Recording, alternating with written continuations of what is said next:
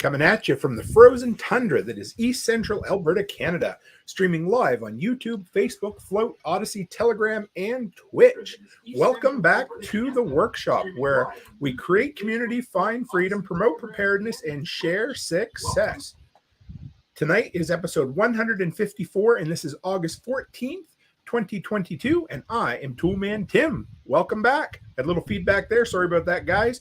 Going to get two quick things out of the way before we bring on our awesome guest for this evening. Number one, the only announcement, you guys saw it. I launched the Patch of the Month Club just recently.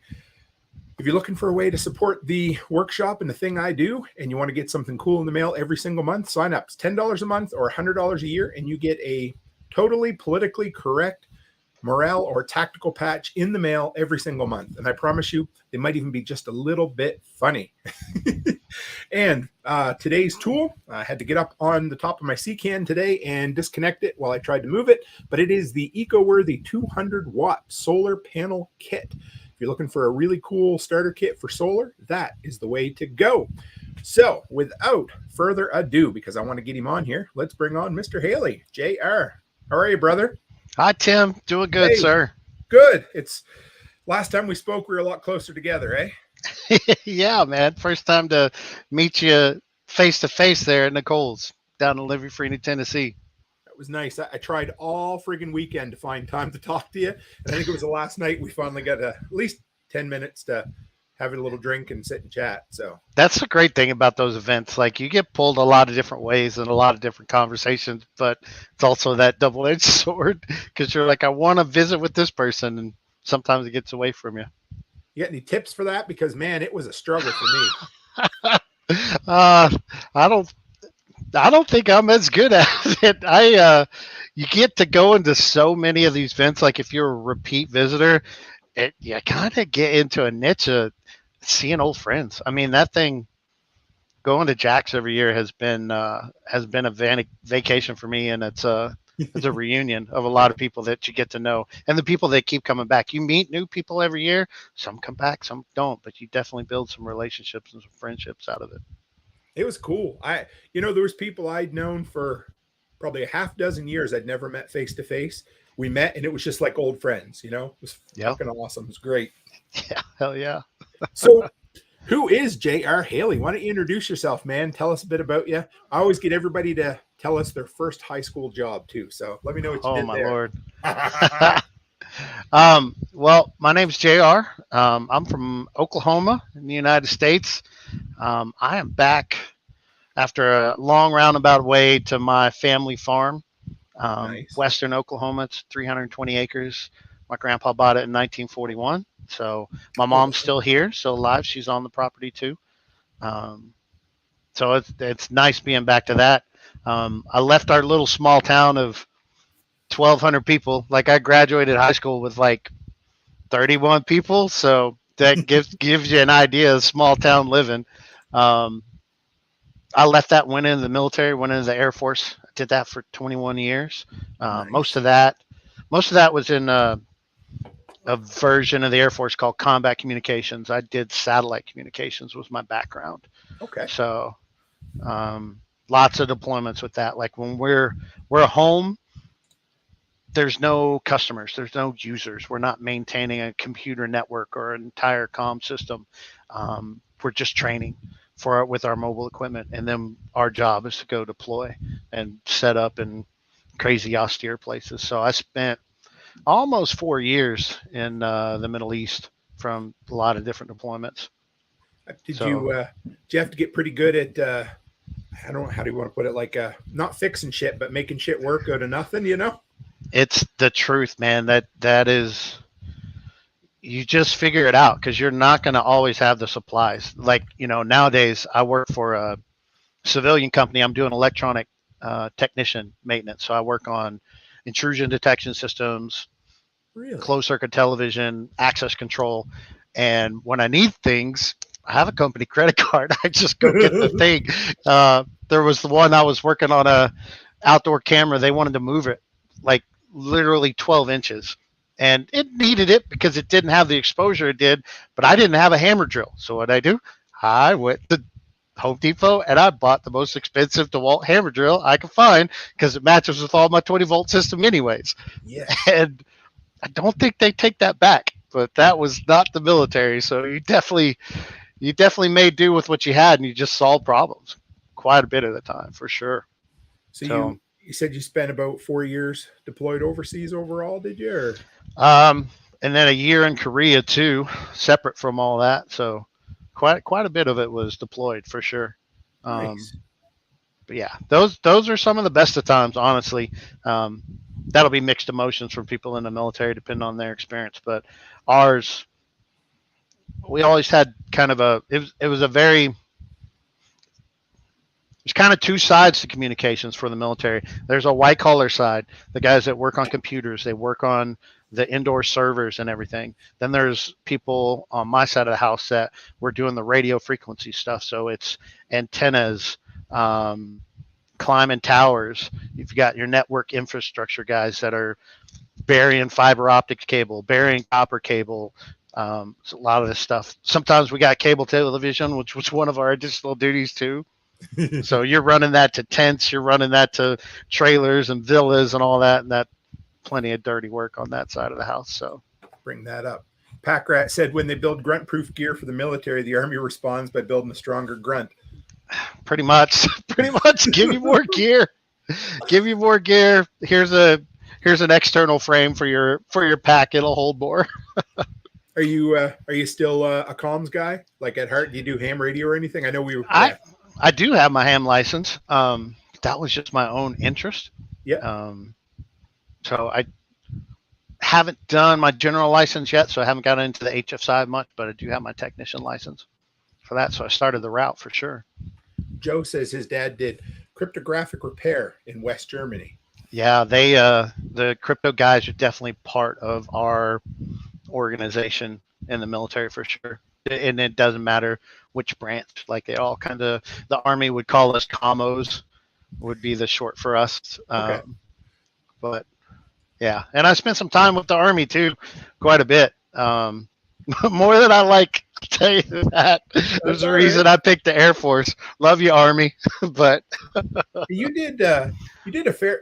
We picked on this at LFTN a little bit too, and we won't go in too far. But I was going to ask you did quite a bit of training too, didn't you? Like instructing, right? Yeah, I also did a 4.5-year stint as a drill instructor for the Air Force too. So that you kind of have two versions of it. Army, Air Force is a bit different. Our tours were 4 years at the time. Army was 3 years. The time that I was down there was pretty rough for the military, for the organization. So I ended up doing a little bit more non-voluntarily. But after I did the first 2.5 years of the Hut 234 every day, up, alarm goes off at 2:50 in the morning. You're getting ready, driving in, shoving a cheeseburger in your face at 10 p.m. on the way home at night. And that for 2.5 years. And then I finished up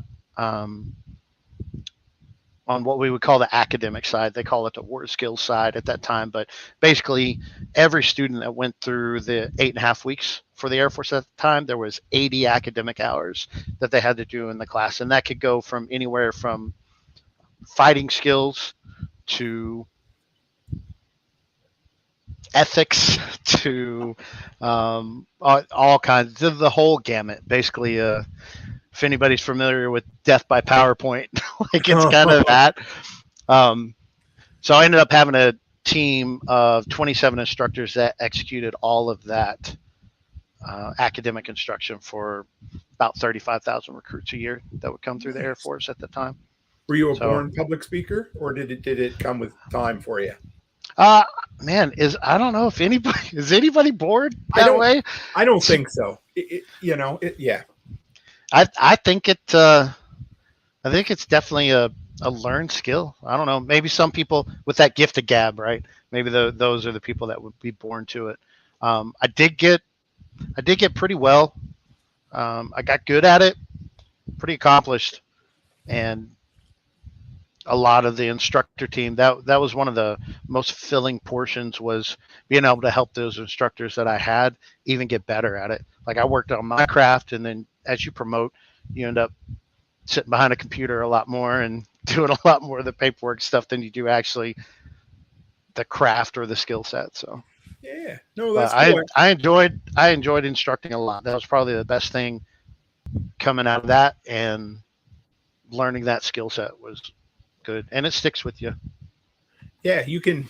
It's a skill you can apply across the board, isn't it? for sure. For sure. So how'd you get into guns? I mean, obviously the military, but I think it goes further back than that, don't it? It goes way further back than that.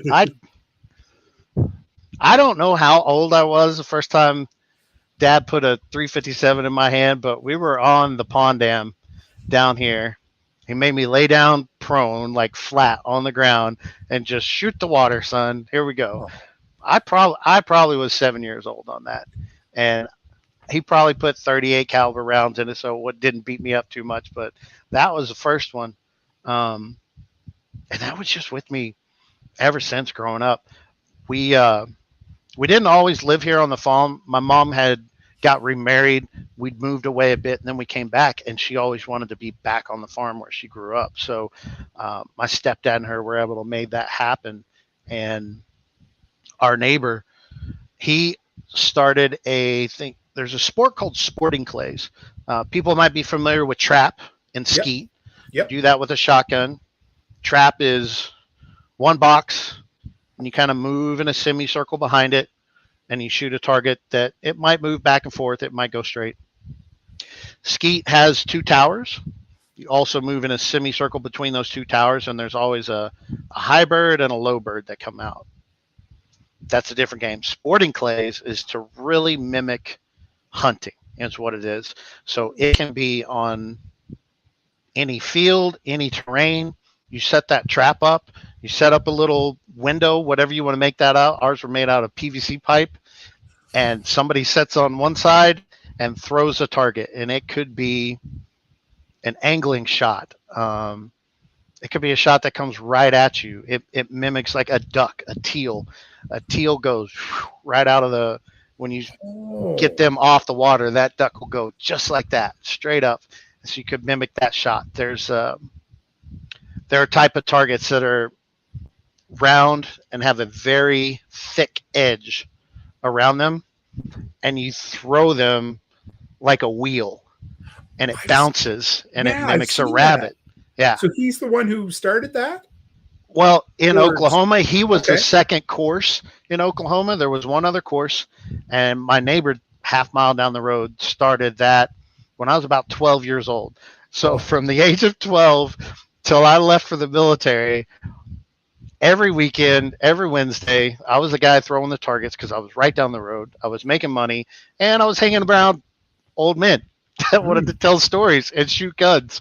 So, and my neighbor Robert was an enthusiast his whole life. He was a gunsmith, a gun trader for a lot of things. He ran his own firearm shop out of there, and then went into that sporting clays course. So it all just kind of tied together. And I spent, like I said, from a young boy, 12 years old, all the way till I left the military, hanging around that. So that really instilled a lot of my love for firearms and shootings, hunting, all of that.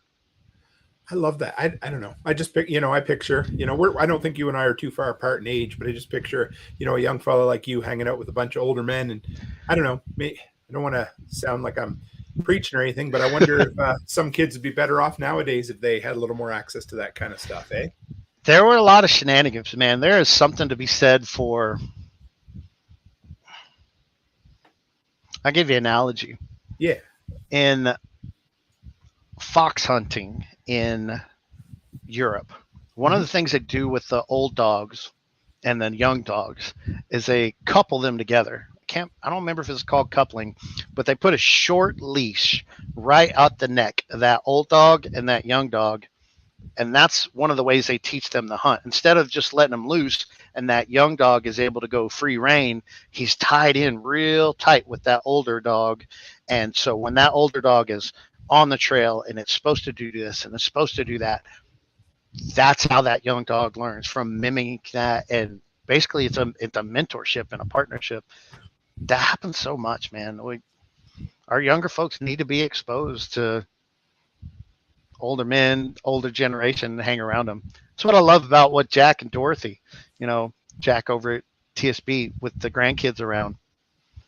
If you go to his event, Braylon and the youngest daughter or granddaughter, they're hanging around all of that all the time. So they're exposed to so many different cultures. And of course, people come in from all over the country of way different backgrounds and different dialects and all that stuff. So I think that's great. It's a great exposure for them. But that was wonderful for me as a kid growing up. I love it. Very fortunate. Very fortunate. So when I was in the military, the tactical side of that further came in with combat communications. We had a 3-week school that anybody that came into the organization that had to go through. So 2 weeks of that for the student were in the classroom. They'd spend about half of the day getting lectures, and the other half of the day they would go out, and whatever they were lectured on, they would take time and drill and discipline and try that. So it could be patrolling techniques. This is a ranger file. This is a single file when we're doing that. If we want to do a heavy right, heavy left, we put the radio telecommunication officer at this point. We put the commander at this point. All those different, what the Army would call like soldier skills, their soldier handbook of all that. It might be messing with concertina wire. It might be messing with defensive fighting positions, and they learned about it and fields of fire, and they went out in the afternoon. They took shovel and they dug it, and they set it up. So for 2 weeks they were doing that, and then that third week they had to execute all of it. They had to put it all together as anywhere from a 40 to 60 person team, convoy tactics, all that. So I played bad guy for that for about 9 of those 11 years that I was with that organization. So that's what gave me my love for the tactics and the fighting and the skill set of being a rifleman, and now more on the side of being a Minuteman. That is cool. So what does being the bad guy entail in that? What would you have to do, if you can talk about it? Yeah, for sure. So you would have a curriculum for the course, and that curriculum would bring the students through kind of an escalation of force, right? So day one, when they show up, they might encounter an ambush. They might not. They might encounter a civilian roadblock. They might encounter a vehicle that is disabled on the side of the road. It could be as innocent as somebody needs help, or it could be set up as an ambush as well. They might have to deal with a counter ambush. But day one, when they first come in, it's usually pretty toned down. They may have already had their camp set up, which the school did evolve to that later on. And the reason for that is just it gave them more time to work on tactics. Just setting everything up, they could do that during school. So you might have a vagrant inside the camp. Somebody just comes up outside like, oh, look at all these Americans are here. You guys want to buy some stuff? I got food. So we would do all of those scenarios, from those mundane things to it's something like once they get their perimeter set up, nighttime they get their first probe. Daytime, now we're getting another probe. It's not a full-on attack. It might be 2 or 3 guys. How do they respond? Now we're testing that. Some of the funnest stuff was actually trying to infiltrate those things in the middle of the night and capture people and take them out. Like, that's cool. That is. I've spent so many hours, 2.5 to 3 hours, just low crawling, moving inches at a time, and just committed to it. You just knew it was going to take a long time. Like, it's really funny. You get so complacent, and it's the best way to teach people stuff, because you've got this terrain across from where your defensive fighting position is, and you're thinking to yourself, that's where they'll come from. Because it doesn't make sense for them to come through this open field. We can see them. We'll just shoot them. They're going to come through where this more wooded area is, because they'll have some cover and concealment. But when it's 1 a.m. and I have a ghillie suit and I'm low crawling across a low grassy field that's only about that high, they're asleep. They're not looking. They're not paying attention. So you play on mm, their own weaknesses or their own things that they don't, and you exploit it against them. That stuff was way fun. I did that way too many times, and it worked pretty good. So were they supposed to have somebody on watch, or was that? Oh yeah, Yeah, they were on watch. Yes, and did they have night vision or anything, or no? No. So our guys, it was because we're not infantry. We're not, for the Air Force would be security forces. Okay. Because we're not those things, we don't have a lot of those different toys to go with it. So they just had to kind of learn it the way it was. That's yeah. I had I have a hard enough time keeping my damn mouth shut in a deer blind. I can't imagine crawling for 3 hours. Like, it just blows me away. I think that, yeah. How do you learn that? Does it, I know that maybe that's a dumb question, but how do you build that, or how do you develop that skill? Kind of like that analogy with the old dog and the new. You come Sure. as a brand new guy and you're working with guys that have done it before. And that's exactly what we would do. We would take some of our more experienced folks that have been on the force for a while and done it a lot. And when I say more experienced, they'd probably been on the team 3-4 years at that point. You have a probationary period for the new guys, so they don't get to do some of the fun stuff. They have to do all the shitty stuff first. But then once they kind of step up out of that probationary side, then you're coupling them with those older guys to teach that stuff. And it's just kind of a recurring cycle of how you're teaching folks to do that. And just like anything else, you get smart by doing stupid. Like you went you went the wrong way. You made the wrong noise. You made the wrong choice. That playing bad guy was so much fun. And it was really fun when you did it against more experienced folks, because we did get the opportunity to go aggress against Army while I was in Korea. These are infantry dudes that this is their job. They're supposed to protect a flight line. They're supposed to protect whatever the asset is, and you get to play bad guy on them. And they do have night vision. Sometimes they had thermals, but there's ways to defeat that too. And it all comes down to, is the guy doing what he's supposed to do? Sometimes you're taking a chance and you're just hoping. But if they're not actively doing that and they're sleeping, then there you are. Next thing you know, you're tapping them on the shoulder and telling them, you're captured, you're done. And they're like, what? What happened? Where did you come from? Like, no, dude, you were asleep. Like, I've been at this for 3 hours. If I'd have known you were asleep, I'd have just walked in. But if you'd have walked in, they'd have damn well caught you. Probably. That's the experience, I suppose. Somebody would have. Yeah, one of the other odd techniques is the Kevlar helmet that you would wear in the military. Yep. The bad guys, we didn't wear those. So if I get inside a compound and I take somebody out and I take their Kevlar and I put it on my head and I start walking around, they don't think I'm a bad guy. They think I'm one of them. That worked a dozen times. That was really cruel. That wasn't nice, but it was a good way to teach them a lesson for sure. There's those, it was on Reddit years ago. They called it Act Like You Belong. And guys would either carry a ladder or a clipboard. And they would just walk like they were important, and they would get into places you'd never imagine. People don't like confrontation. No. They don't even like being uncomfortable, right? No. And if it looks, like you said, if it act like you belong, that works so many times. It did start to feel guilty for it, but then you just tell yourself, like, nah, it is what it is. If you can stop it, go ahead. Yeah, we used actual rifles for that stuff, and we would fire blanks. That's what I was, okay.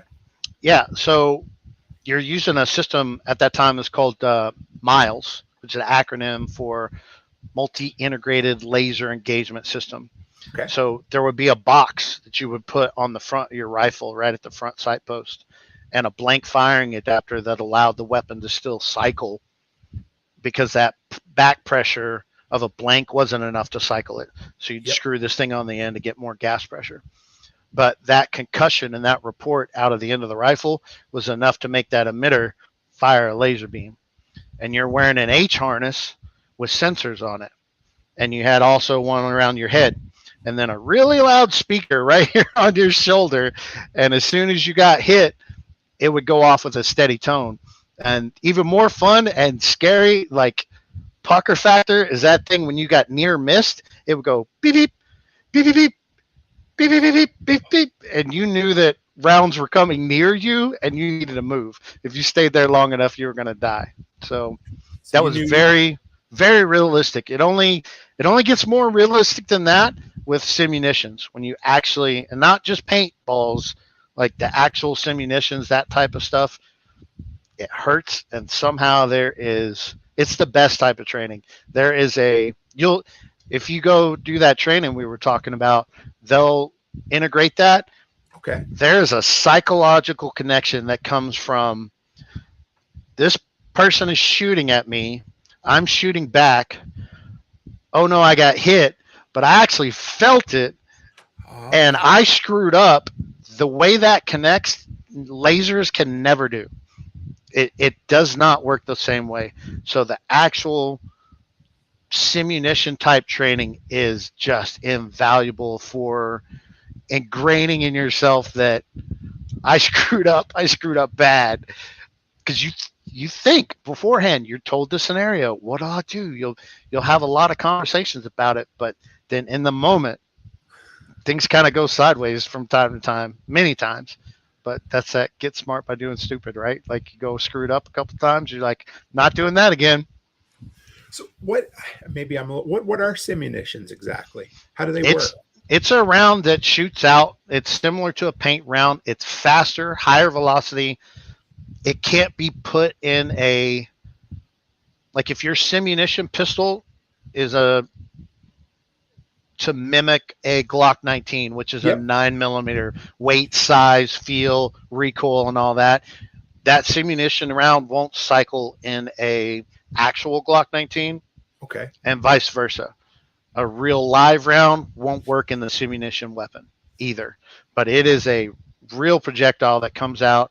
Everything about it feels like you are literally shooting live fire at each other. Except it's a paint round. It doesn't poke holes in you. That's crazy. Did you wear protective gear a little bit or not? Oh, absolutely. Yeah. Full face shield, neck guard, chest protector. They hurt, man. You'll have some hit that won't be on the chest protector, and they'll end up getting you here, or they'll get your arm that's not exposed or whatever. If it hits you in the neck, absolutely, it'll draw blood. Even paintballs will do that, but these simunitions, they hurt, man. Yes, but there's some type of connection that happens of I screwed up, and the pain and that actual impact, it just takes that training to a whole new level. Clip something in the brain, hey? Like it makes a connection or something? It really does. I mean, I learned a lot through the laser stuff that we did, quite a bit. There's so much. I can't tell you how many rounds, hours. I don't know. I can't qualify it. I've never even tried. It's too much. It was a lot. It was a lot of fun, and that's what put my love for doing tactical firearms and stuff. So so take me, for instance. I live up in the People's Republic of Canada, as you know, and it's not going to turn into a political rant, but we just, obviously, we have significantly more restrictions than you fellers do, right? So how does one become, I know you could probably say practice, but how does one become better? Where do you start to go from, I just pick up the 12 gauge and go rabbit hunting or whatever, you know what I mean? Like, how do you get better? Where do you start with that? You can talk about the skills, and we can do that in a lot of different ways. The hardest one to come over is mindset, really. Okay. But mindset, like one of my favorite books is by Lieutenant Colonel Rex Grossman. It's called On Combat. He has quite a few.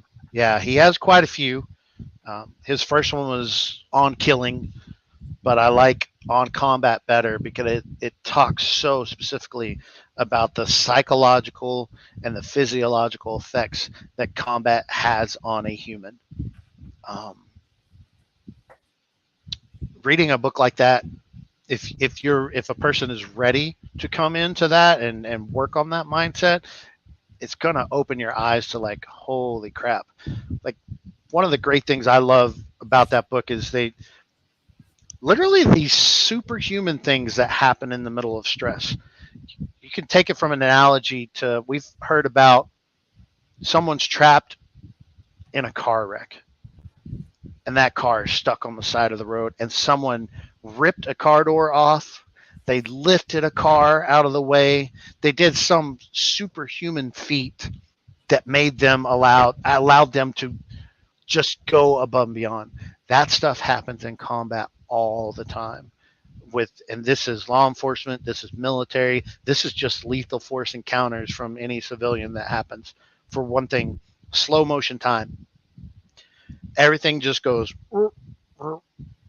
and your mental computer is able to just process at that speed. I could take a really good analogy for this is if anyone's ever been in a car accident. You came up on an intersection and the accident was about to happen, but right before it, you're like, this person ran that red light. They're about to hit me. I can exit off to here. If I slam on my brakes, I might be able to avoid this. What if I hit the gas and I run through the light? I can't do that because there's somebody over there turning to the right and I'm going to run into them. Like, your brain is able to go do all of these things.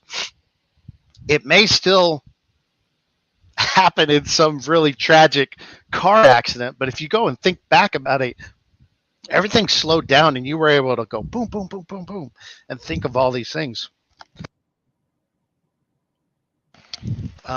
Excuse me. That's okay. No worries, man.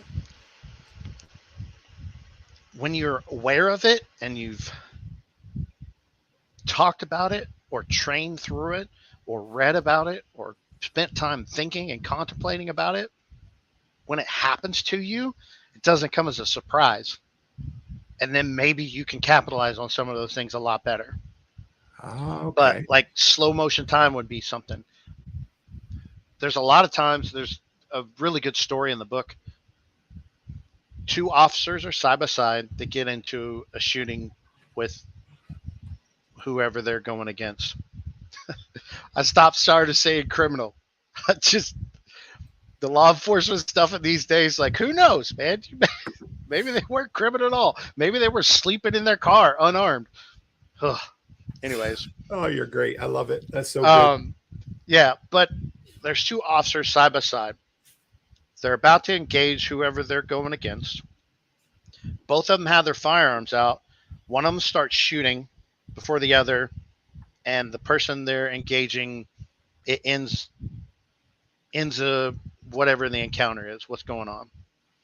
The person that didn't shoot, that was right next to him, his ears are ringing because that pistol went off right by his head. And he's looking at his buddy afterwards going, man, dude, holy cow, that was loud. Like, you were right by my face. And then his buddy's thinking about it, and he goes, my ears aren't ringing. Why are my ears not ringing? Auditory exclusion.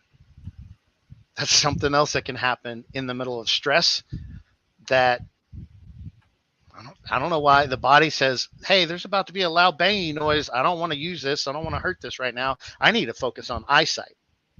Wow. And it shuts it down. A great analogy with that is like defecating yourself in the middle of combat or some type of stressful situation. I had a good friend of mine. I met him when he was a youth pastor for a church. And he was a Marine in Gulf War I. They did an amphibious assault to this airfield that was very close to, obviously they could get to it in Kuwait. And they had to take over the airfield, which they did, little resistant. There weren't many Iraqis there at the time. And then they had to set up a perimeter and lock the place down.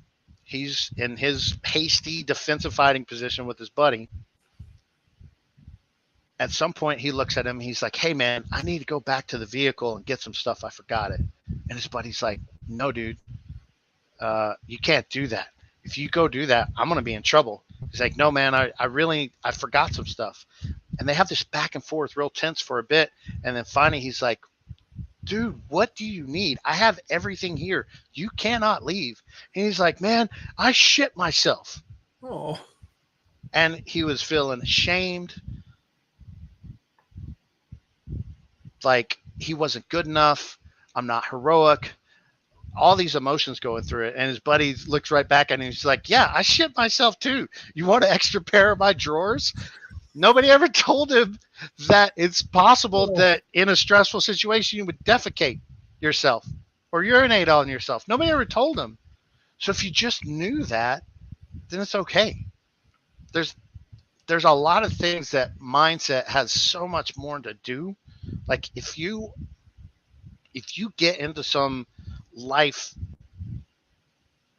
physical altercation, if it's a fist fight, a bar fight, if it's a lethal fight or whatever, and you just go ape shit on that person, like they're more than likely they're not going to be ready to counter that. But the mentality of I'm not going to lose, I'm going to win, I'm going to fight. There's so much that goes into that before ever the skill set comes around. Like skill sets is a big thing too, but the training that we were talking about, that's a big deal, man. That's a big deal in their curriculum. He knows that, and it's something I learned too. It has so much to do with it. Like that mindset needs to be in the right place. So there's some reading, but that's a big part of it. I can tell you when one of the things clicked for me during one of the trainings. We were doing a drill where we had to do almost a contact with the pistol. Like we were fighting, but that cardboard target in front of us was right in front of us. And it's almost like you were touching them. That's how close we were to engage this target. And at some point, this was like day 2 of this 3-day class. At some point to me in my brain was, because part of me was like, man, that's really going to mess them up. Like if like I'm here, I'm going to like shoot them in the gut or whatever. And that instructor was like, just start from the holster, start shooting here, and just continue like you're doing a zipper right up to between their eyeballs and their face. In class, when they were briefing that, I was kind of like, man, they're not going to get an open casket or nothing. Like that's kind of ruthless or whatever. Then on the range later that day, it really came down to, you know what? Fuck them. yeah. Like, I don't care. Like, I didn't leave my house and decide to assault someone today. I didn't leave my house and decide to hurt this person in this family or whatever. Like, screw you. Like, we've got into this lethal force encounter. I'm going to bring all the lethality I have to bear, and I don't care how you end up. Whatever it is, it's going to stop. It's going to end, and I'm going to use lethal force to do it, and a whole bunch of it. Like the old adage of, why, if you have like a full-size Glock, it's like a 17-round magazine or whatever. And some people are like, well, why did you shoot him 17 times? Because I didn't have a reload.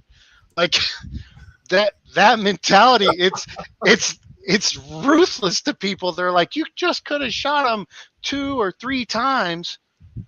But in the end, what I wanted is we stepped into the world of lethal force, and I want that to stop doing that. And when it stops doing that, that's when I'll stop using lethal force. So people get hung up, and especially media likes to sensationalize that on stories like, 5 cops shot 77 rounds or whatever. I mean, there is such a thing as like sympathy shooting, where like one person starts shooting, this person starts shooting. That's going to happen. Absolutely, it does happen. But I mean, how fast could you? 17 rounds. I mean, what, 8 seconds? I don't know. I'm just guessing. How fast could you empty a clip into a perpetrator or a?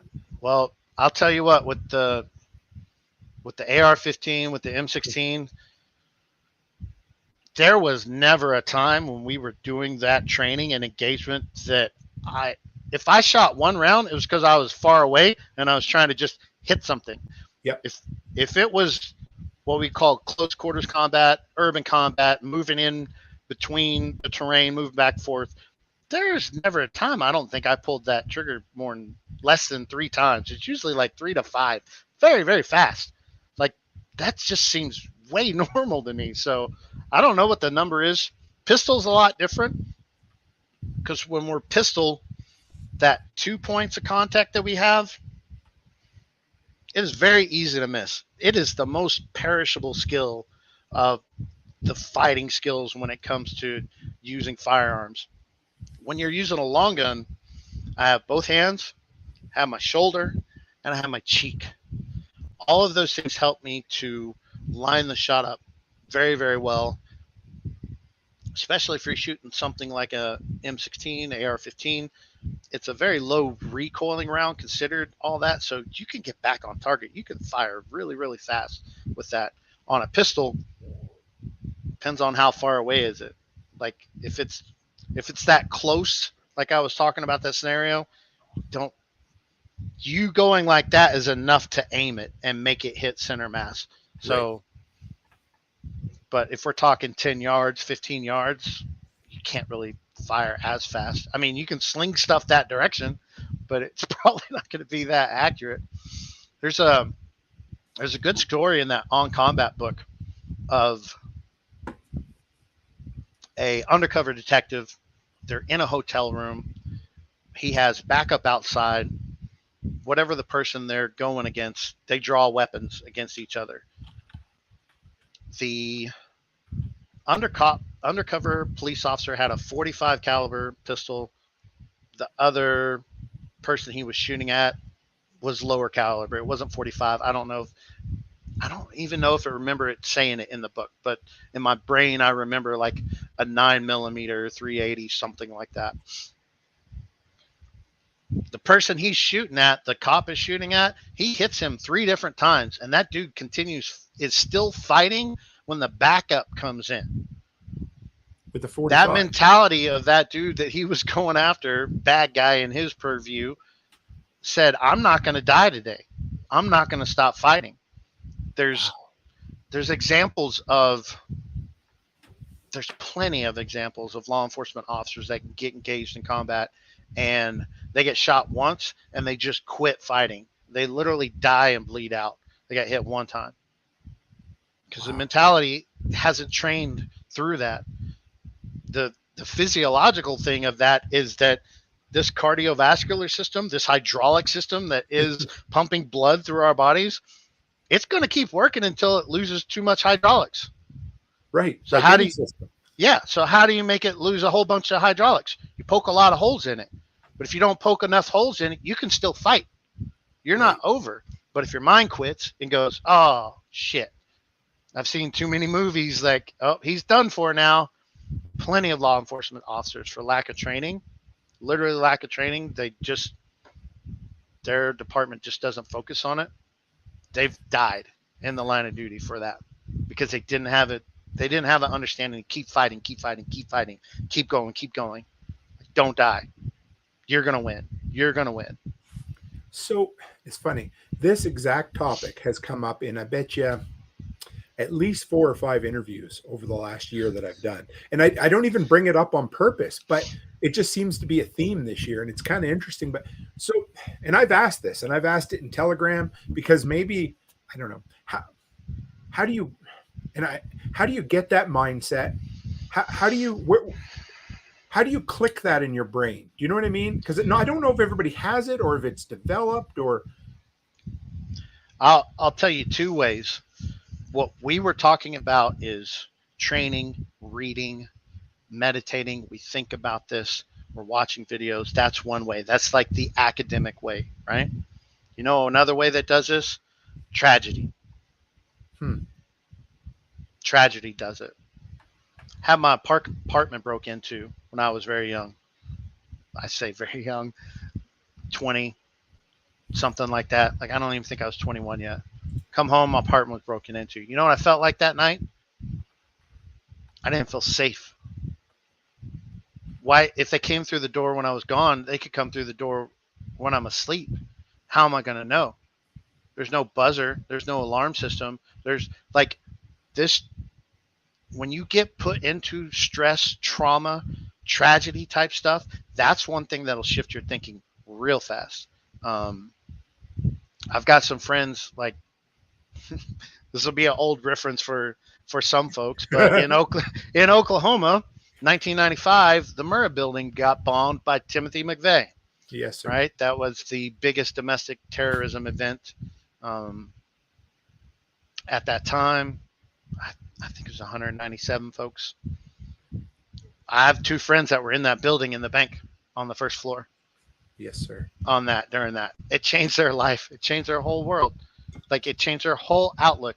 They started doing things like coming at near death experience. It said, okay, I'm going to start doing things. And where I met them at was in college, actually. They were both in their mid 40s, and they decided, you know what? I don't have a degree. I should go get a degree. It was just one thing they wanted to go.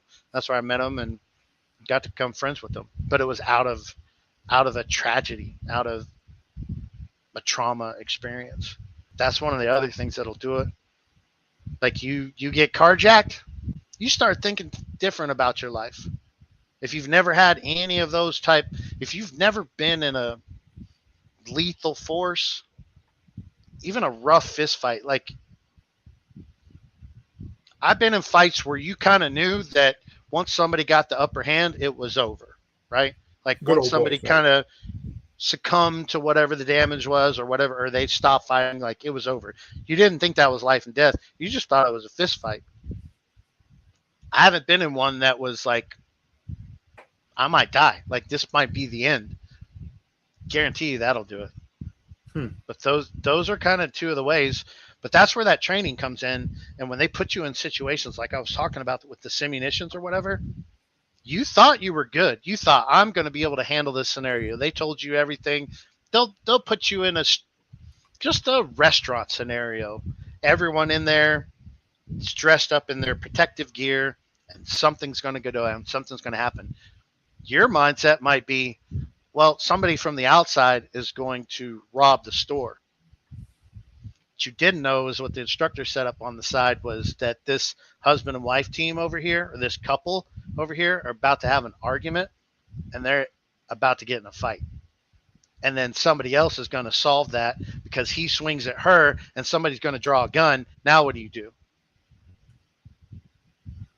That's crazy. You thought somebody was going to break into the store. So that's what that training does, man. It pushes those limits of what you think. And if we've never been exposed to it, you don't know what you don't know. So training's a big part of it. But if you haven't taken training, those mindset type stuff, that's a big part of it. Hunter says, Hunter's prior service too, or maybe even current, I can't remember, but he said, get your life on the line and it'll click. He's right. He's right. You go through that and you're like, oh, another story.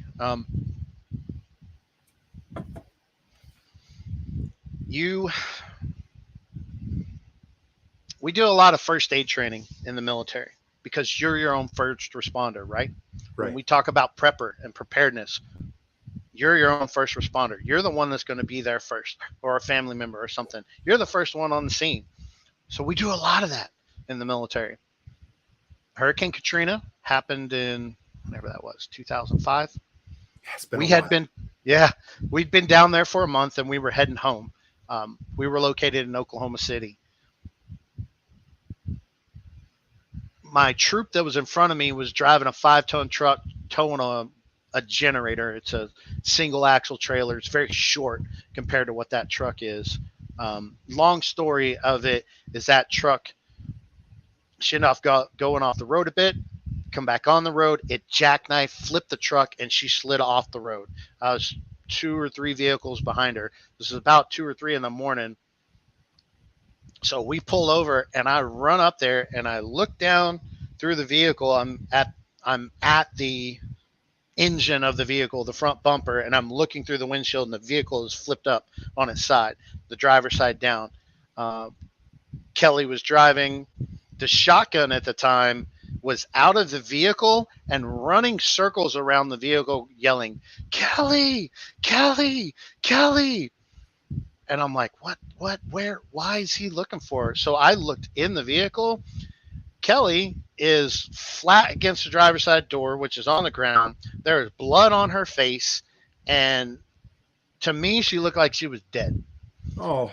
I had a moment out of all my training. I had a moment right there, like out of Tommy Boy, that was like, new guy, in comes the meat wagon, like new guy's in the corner, puking his guts out, raw. Like my stomach flipped when I saw her there. Like it did, it flipped, butterflies rolled. Like I didn't throw up. I probably had some nausea, but I had a freeze moment. Like I couldn't take action.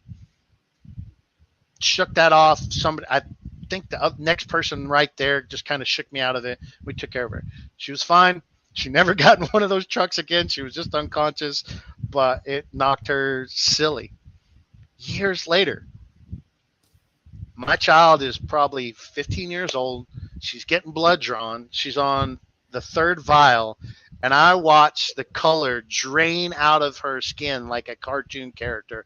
Like if she had a spigot at her, and you turn that on, like her tan skin went to white and just like this, like just dropped down, right? And she passed out. So at that moment, I hip checked the nurse out of the way. I scooped her up and I did first aid buddy care. Like I propped her knees up, I propped her head up, I laid her on the ground, I treated for shock, and nothing. My wife, who's also in the military, freaking out. Like definitely went through the freeze moment at that time, but she'd been through most of the training that I'd been through too. You just never know how it's going to freaking affect you, man. So putting yourself in those situations, getting into that training, that's why I promote that simunition so much. It's so realistic. It makes your mind do backflips that you never thought of. Hunter says it's hard when it's a person that's close, but strangers, not so much a problem. Is that sometimes the case, or what do you think? Of all the times I've had to interact with a stranger in that type of situation, I've never had an issue. But my kid that time, no problem. Kelly was the only time I really had a freeze moment on that. Just no idea. It never happened again after that. But going through it, if it got anywhere close, the next time I was going to realize that right off the bat and be able to shake it off a lot better. So putting yourself in those situations helps a lot. Had you been in active service for a while at that point? Or were you fairly green? Probably 10 years. Yeah, oh, probably shit. 10 Okay. years at that point. So I'd been through lots of it. Just that day, that night, probably a lot of stress on us too. Like our bodies were way fatigued. Right. When we convoyed down there, it took us 36 hours. We didn't sleep to get from Oklahoma City to get down there. Wow. It was bad. The vehicles broke down. We had to transfer equipment by hand from one truck to another. They're sending repair vehicles, not a vehicle to repair it, a vehicle in good working order to just switch it out and take the broken one back home. It was a mess. And then the whole thing, there was no days off. It was just work. So how long were you down like there? 30 days for that. Okay. To support. Man, I had Phil Rabley. He's from the Matter of Facts podcast. He got deployed there too, and is telling quite a few stories. I think it was a big part of what got him to be a prepper. Just seeing how it's hard to be prepared for something like that, I suppose, but just how unprepared so many people were. Well, for the trauma or the traumatic thing, like I didn't kick indoors. Like I wasn't a ground pounder or nothing. 2004 was my first trip to Iraq. Had a convoy I was on for that, and we took an ID hit. There was only 7 vehicles. I was literally in a Greyhound bus that day. Like a 55 passenger Greyhound bus that you stowed your luggage underneath. Like you grabbed the doors and you went like this and you put luggage under there and you put that down. It wasn't an armored vehicle. It was a freaking bus. 2 vehicles behind us. That Humvee got hit. Rough day. Platoon sergeant ended up losing his arm. Nobody died over that. But I came back home from that deployment and I was like, okay, it's time to get a concealed carry permit. It's time to start that journey. And it was through that trauma and tragedy that was like, click, mindset change. And that's probably when I started taking definitely when I started taking more civilian courses too, other than the military training that I'd been through. That was the kind of the first up close and personal kind Yeah, of thing. yeah, you have a close life and death thing. I Then had it kind of pushes the needle a bit. Greg from the Apocalyptic Preparedness School in Edmonton. He did. He was deployed in Bosnia and Afghanistan a couple times. So he was he went minefields in Bosnia, and yeah, I asked him. He he'd come here for coffee a couple weeks later, and I was like, I don't get it. I said, you can go out, and he told me, he said, I can go out and in a minefield, but I still don't like public speaking. He said, just made me laugh. But he said they whenever they were going out in a convoy, the drivers, I think it was the drivers, would put tourniquets on beforehand. They wouldn't be tight, but they'd be in. Yep. That can't that can't be it's good. It's sobering. Man. Yeah. Yeah, it's very sobering. Yeah, here's a funny thing on training. We had to change mindset on tourniquets. When you're doing training, you oftentimes hear the phrase "train like you fight," right?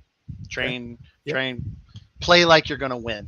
If it's a sports, right? You're playing sports, you're practicing, play like you're going to win, that type of stuff, that mindset.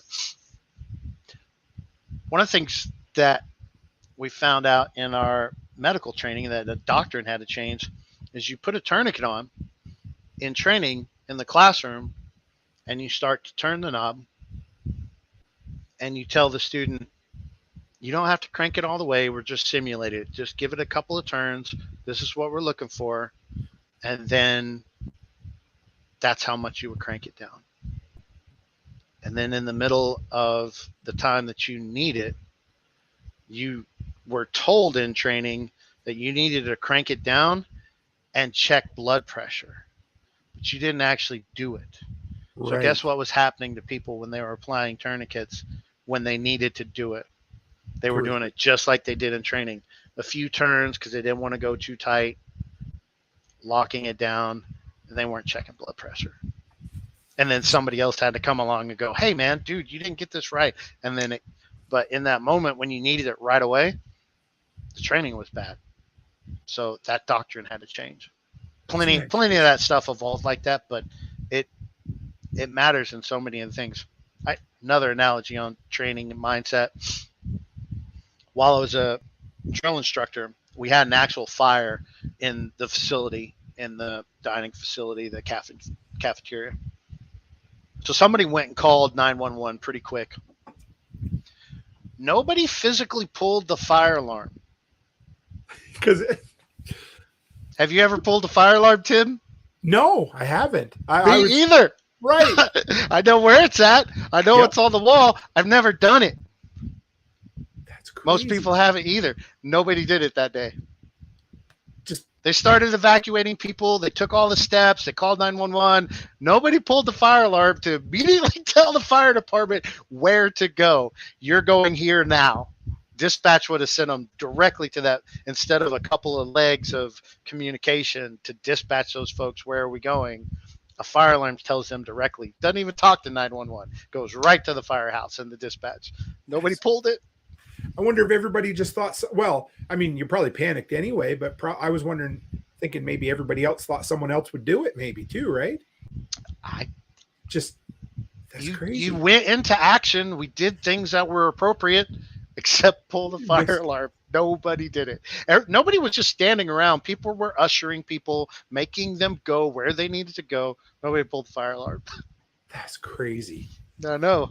I wanted to get you, Martinson had a comment here. I wanted to get your comment on that. It said, handguns don't stop fights like the 12 bore. I mean, what do you think about handguns don't stop fights?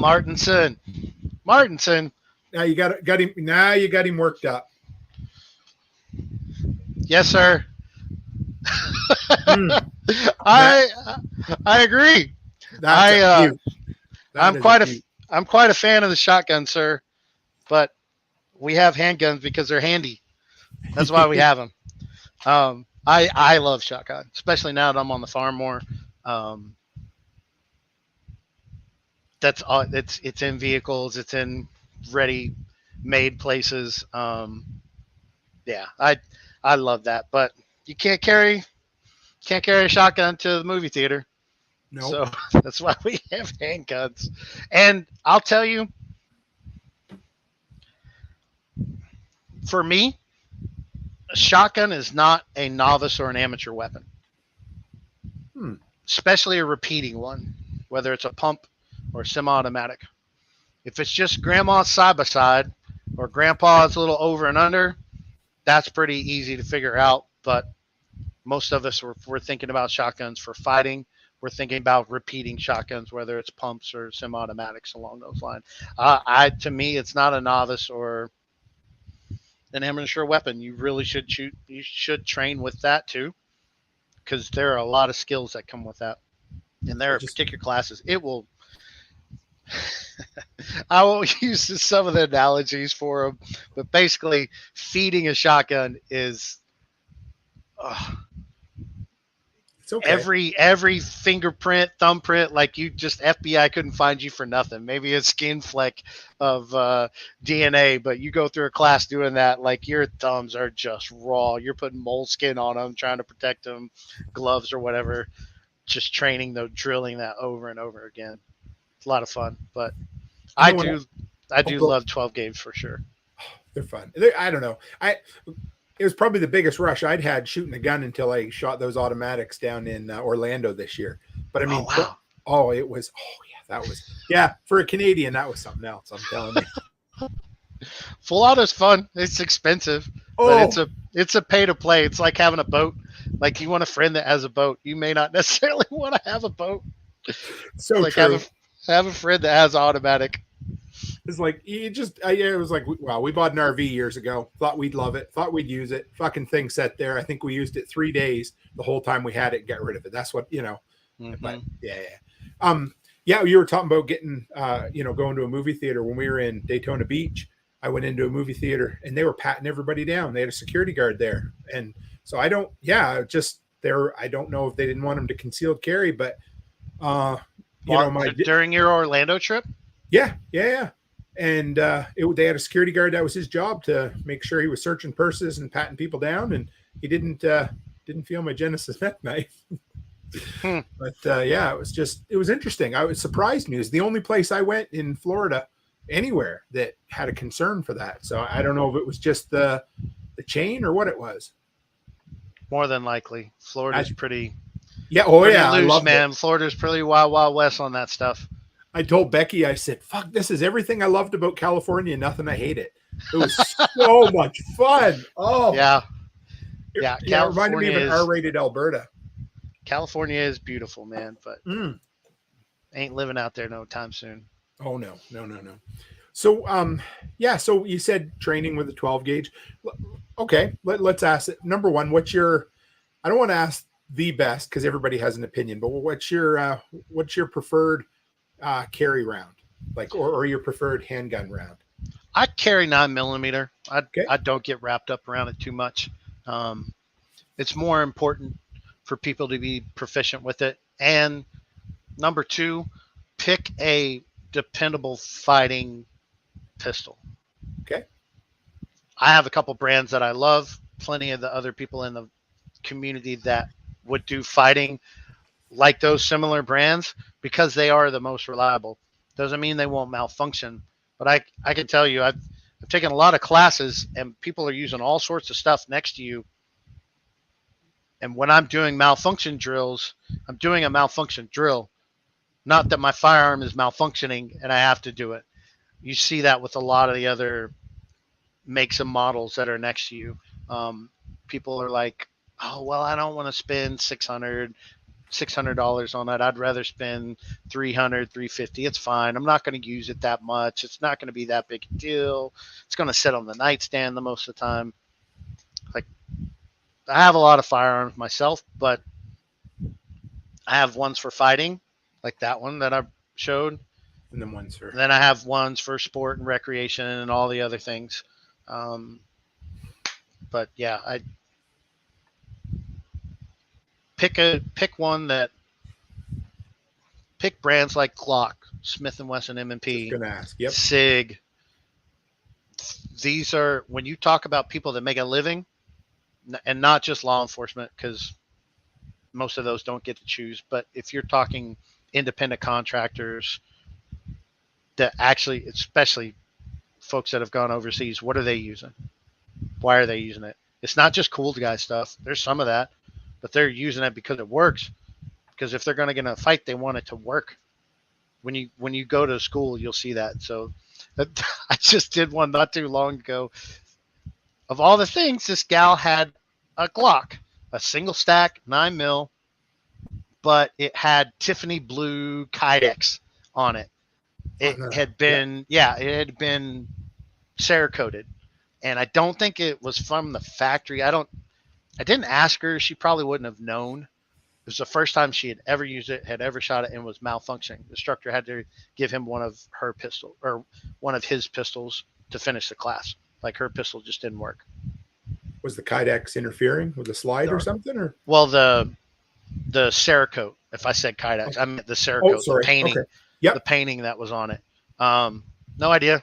I don't know if they got the tolerances right or whatever, but for me, about the only thing I change on my fighting stuff is the sights. Like, okay. I want night sights on there that have like tritium dots or whatever, or something that's very visible for me. That's about it. I don't mess with triggers too much. Like that shotgun, I add a weapon light to it and a side saddle for extra rounds and a sling. That's it. Otherwise, it's stock. I went to a Cabela's about 2 months ago to trade a couple of my Tokarevs in for a Glock.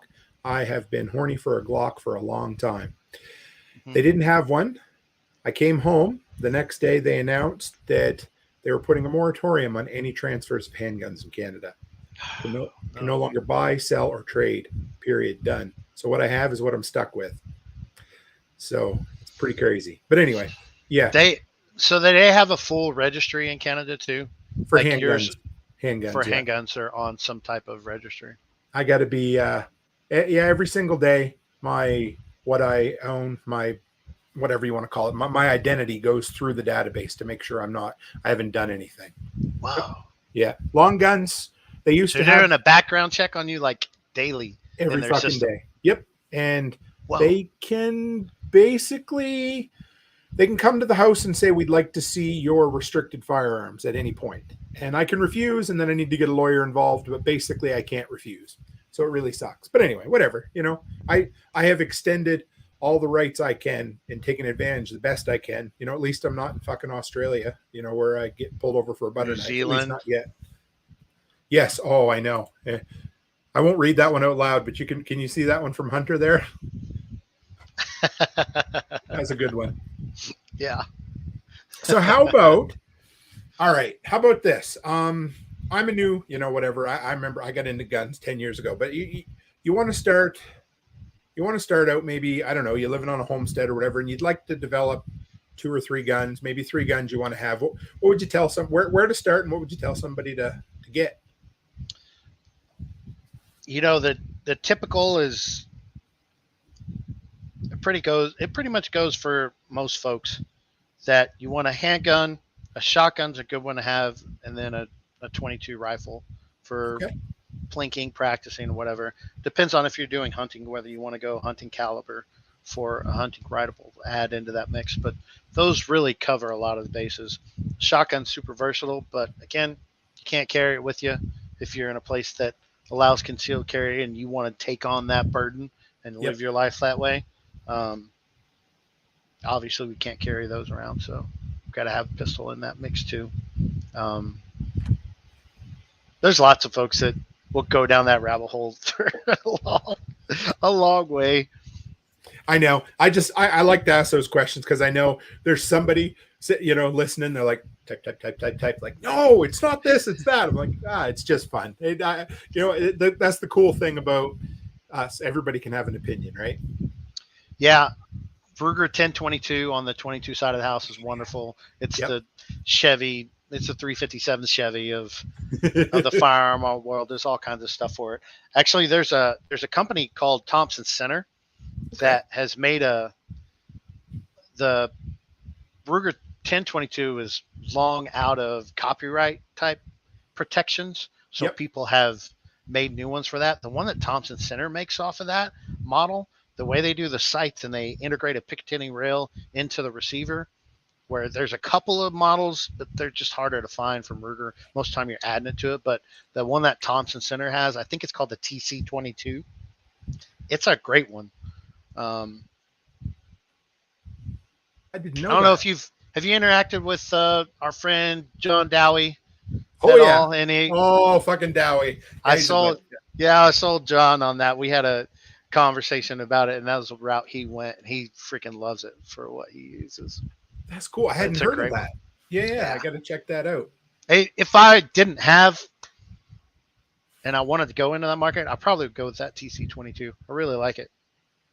Yeah, it comes with a couple of other things that are add-ons or have to get special models, but they're stock. They're just where the Ruger 1022 has evolved to of everybody pretty much does this. Thompson Center does it right out the gate. It's a great one. Is there a Ruger 1022? Like, I don't mean, okay, if you wanted to grab a 12 gauge, is there the equivalent in a 12 gauge? Do you know what I mean? Like kind of the all-time standard? There's two. Yeah. The Remington 870 and the Mossberg 500. Okay. Those are the two foundational pump repeating shotguns that everybody else is kind of the standard on. You have Berettas, you have Benelli's. Benelli's push the envelope on a couple of their cycling systems that they do, but you're not going to go wrong with the Remington 870 or a Mossberg 500. There's a few differences that don't matter to most folks. The reason I do Remington 870, which is what that one was, it's what I grew up on. Those controls, where the slide release is, where the safety is, how it functions, it's in my DNA. Like, I started shooting that thing when I was 10 years old. Like, I started out with one that neighbor of mine, Robert, gave to me in a 410, let me borrow, was his. And next thing you know, that next dove season was a 20 gauge 870 for me.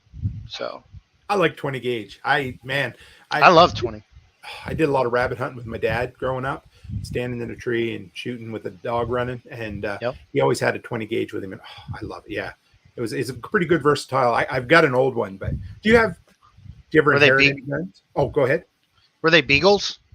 Yes. Yeah. We call them rabbit hounds, but they're beagles, and they chirp or, they squeal and scream and they get so excited. And yeah. In Nova Scotia, where I grew up, it was, that's exactly long circles. Never catch you just wait. rabbit. You wait for that dog to be like, it's like loud, and then it's like, they're coming back around. You're like, boom. It's like hearing an ambulance coming. You know how the Doppler effect or whatever? Yeah. I don't know that I could ever own a beagle or a hound, period. Just all the braying and all the talking. But, man, they were fun to hunt behind. I had a buddy that had quite a few. Done some of that. I didn't appreciate it at the time. I mean, it was February. It was friggin' freezing. Dad said, okay, here we go. And we'd walk down in the woods and climb a tree, and you'd stand there for 4 hours freezing your nuts off. And, but looking back on it, those pretty fond memories, Oh, yeah. Some of my greatest memories growing up as a kid with those guys, that the old men, all that, doing the hunting, doing the deer camps, whether it's bird, pheasant, dove, quail, all of it.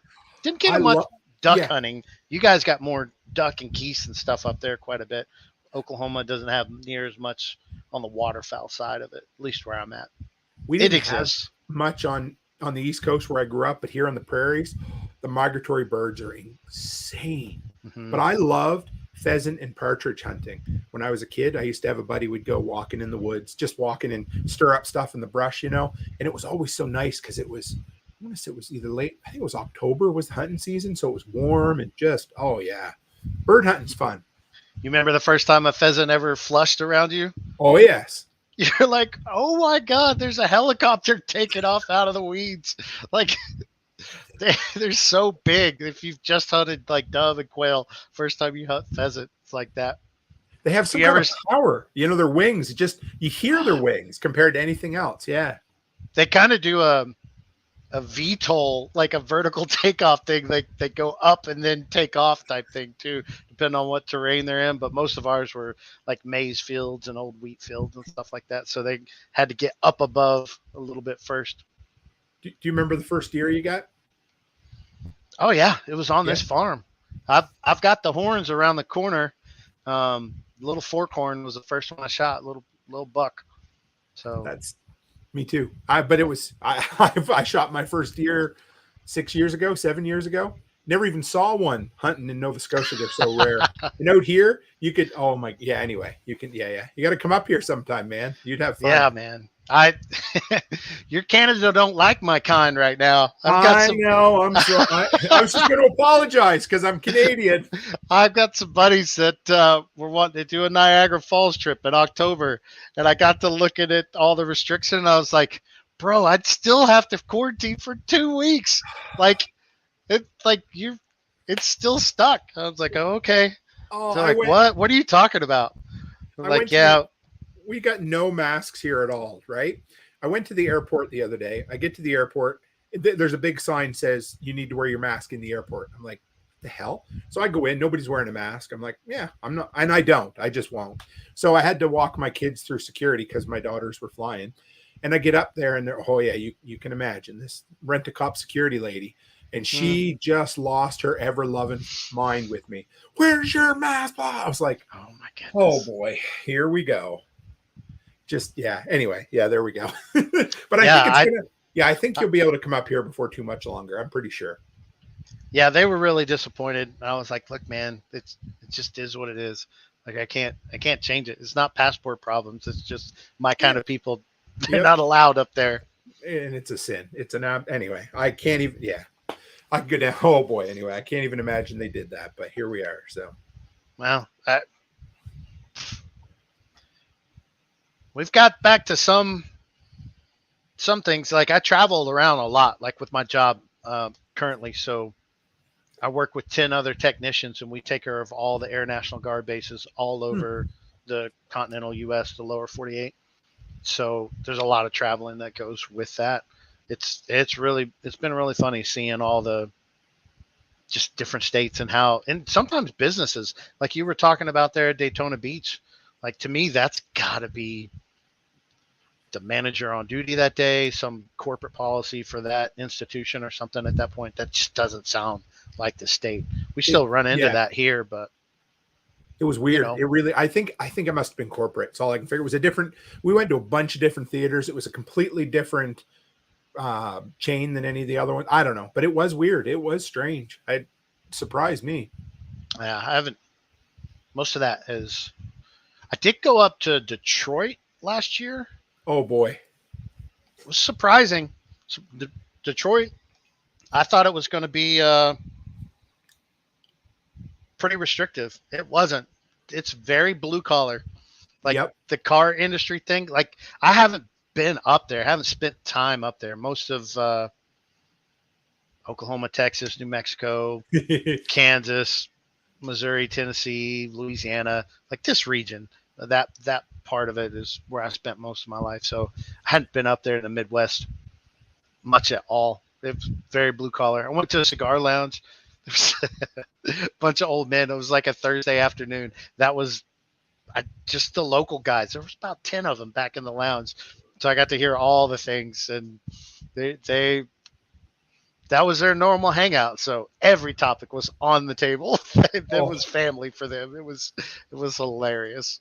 That's worth the price of admission, right? It was very blue collar, man. It was much more Oklahoma, Texas mindset, at least where I was at the time.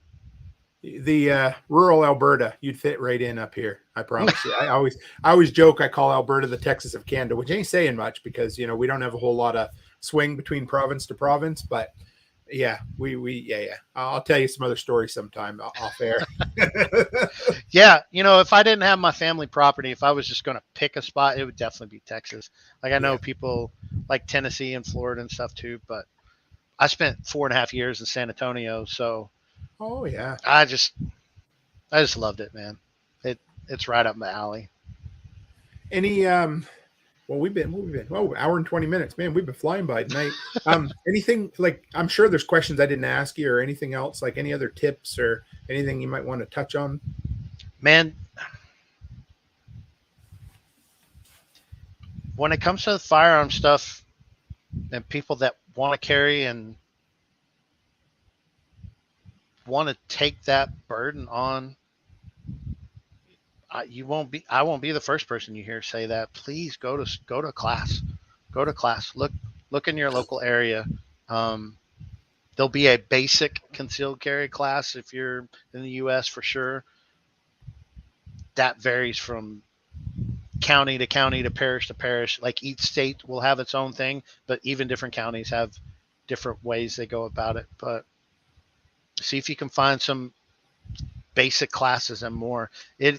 Pistol fighting and pistol skills is the most perishable. I can pick up a rifle, go with an AR-15, and I can go right back into so many of those rhythms that got honed into me. You put a pistol in and I don't shoot for 6 months, 12 months, if I don't do something like that, it tanks really, really fast. It is a really perishable skill. So like what I try to do is about 50 rounds a month. That's it. I don't even have to do that much more. Like I have my own shooting range on the place. So I've got a dueling tree that I use that has like 6-inch plates on either side. That one's good enough. Moving off the X, like some of the places that you're going to go to, you're not going to be able to draw from a holster. You're just going to have to stand at the line and shoot. If you're going to carry, please go get that training, man. It's one of the things that'll change that mindset and help so much. Like doing those classes, it matters. It matters a lot. If you want to, it's fun. It's really fun to do, and the people you meet are just a blast. Like the mindset is just fun. Everybody's there it really is enjoyable. What distance do you train at when you're shooting your tree? Your shooting tree there with the plates. Not recommended steel distances. That's more like 20, 25 yards. I'm usually at about 15 yards on that 6-inch dueling tree. That's actually, I miss that plenty. Like that's 6-inch plates at that size is, you got to work at it. We've got one at my range and I love it. It's fun. When I take the girls, we have a lot of fun with it. And I wonder, because there's been more than one occasion where I've had some, shatter come back and hit me just a little bit, but wear safety glasses at least and pants and, You have to ask Patrick the next time you talk to him. We were shooting a dueling tree out in Texas, and he ended up getting some splatter in his leg. And in his leg. He got some spalding in his leg. And I was running the safety, and I saw Patrick just put the pistol down and walk back. I was holding the line of fire. I was looking, and next thing you know, I turn around. He's got his shorts down around his ankles. He's got his boxers pulled all the way up to his thigh, and he's got his neck knife out, and he's jamming it in his thigh and trying to dig this piece of spalding out because we were too close to that steel.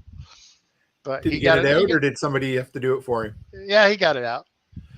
And I got my med kit and patched him up. I was like, "Where's your med kit?" He's like, "Oh, I only got steri trips." I'm like, "Bro, why don't you have more? Come on."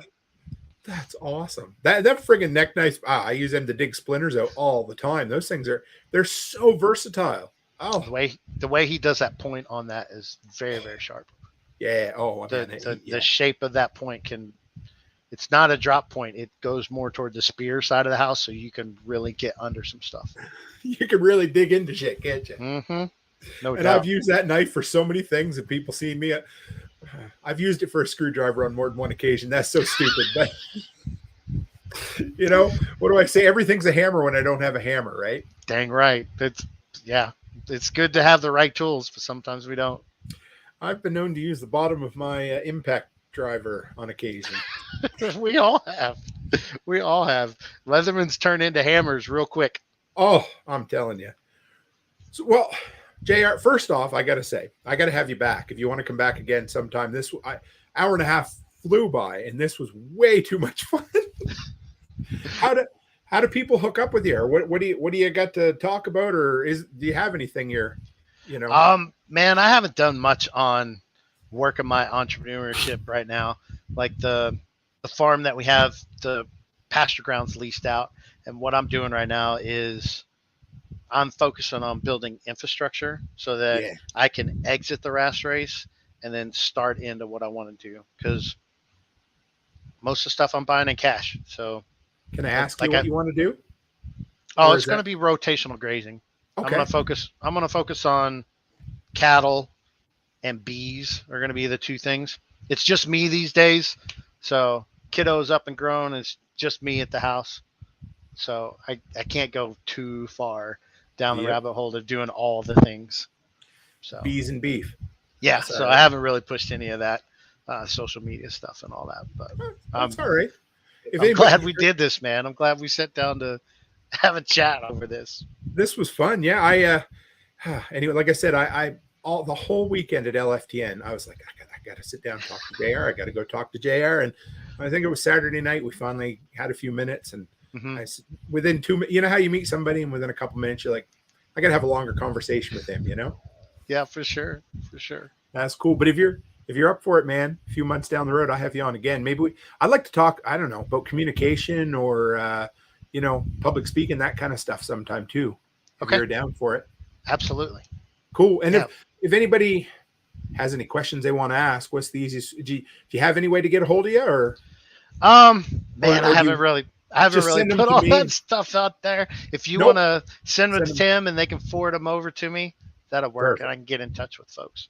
That's what we'll do, man. I appreciate it. It's kind of the same way I do the stuff for Jack as well. Yep. So Send it to him, and he sends it on, and mhm. that's cool. This was fun, man. I appreciate it, JR. Yes, sir. No problem. Cool. If you want to hang on for 1 second, I'll close up Yep. and be right back with you, man. Well, guys, I don't even know what to say. It's like talking to an old buddy. Like I said, we only ever chatted once in real life, but JR is just a down to earth kind of guy, and that was a great episode. He had a story for everything, so I hope you enjoyed it. I really, really do. And we'll see. Let's see. Thursday will be the next show. We'll have a preparedness show on Thursday, and back to the regular routine this week. So, guys, as always, stay happy, stay healthy, and have a great week.